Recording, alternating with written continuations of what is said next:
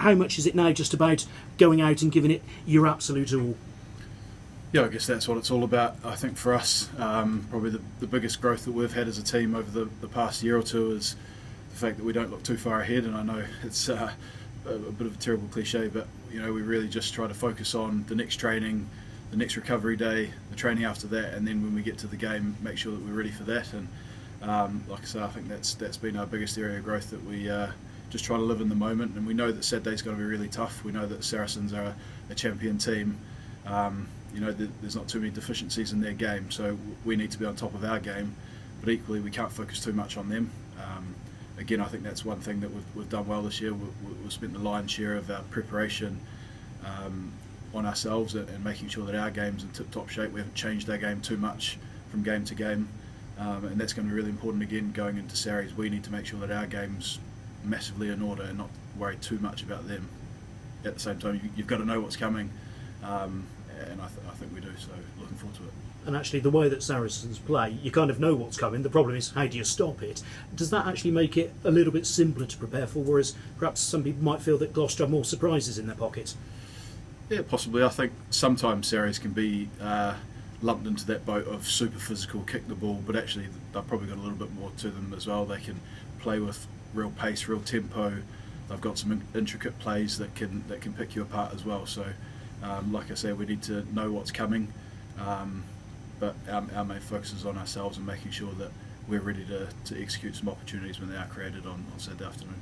Home advantage for them, home advantage on their pitch as well. How much difference might that make? Look, I think you look through the Premiership and obviously home advantage is a big thing, but like Johan says, it's a one-off game. We've just got to go down there, believe in ourselves, which I know we'll do, and put in a really good account of ourselves. And like he says, it's sport. You see upsets happen all the time, so we're just looking forward to ripping in. And having had last week away from the firing line, has that enabled a few more things to be put into practice behind the scenes, maybe made them a little bit slicker? For sure, we've spent the last 5 days really wisely. It was sort of a mix of recovery and then also making sure that we get that little bit of a spike in intensity, because we know going into these games, there's the tempo is going to be lifted, the physicality is probably going to be upped a little bit as well, so we need to be up for that. And then it's just about refining our game, under that pressure that we know that Sarries are going to bring with their line speed. So hopefully we're in a good place come Saturday. And in matches like this, discipline can be so crucial. From your perspective as a leader, how important is it that to remind everyone and make sure that they're all on point? Yeah, of course, that'll be something that we will talk about this week, because we know what good goal kickers they've got as well.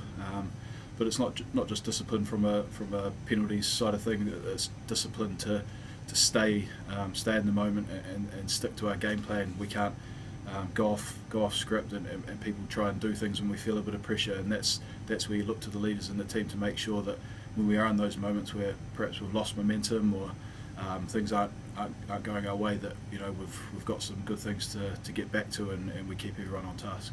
And the way that performance went up at Sale, how much of those players who might be called fringe players, how much have they just sort of raised the bar a little bit for what you guys have got to do in training this week? Yeah, I think a lot of people were surprised at the result on the weekend, but I know as a squad we weren't. We know the quality that's within our squad, and again, that's massive growth that Gloucester have had this year. That those guys that potentially aren't selected as often have been putting huge amounts of pressure on the guys that have been, and our trainings have become incredibly competitive.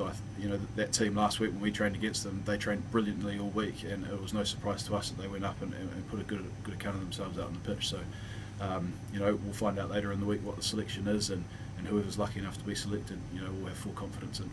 And have you managed to avoid Lewis Ludlow in training so far this week? I have. I had a quiet word to them at the start of the week. I'll buy him a beer on Saturday night perhaps if he just leaves me alone.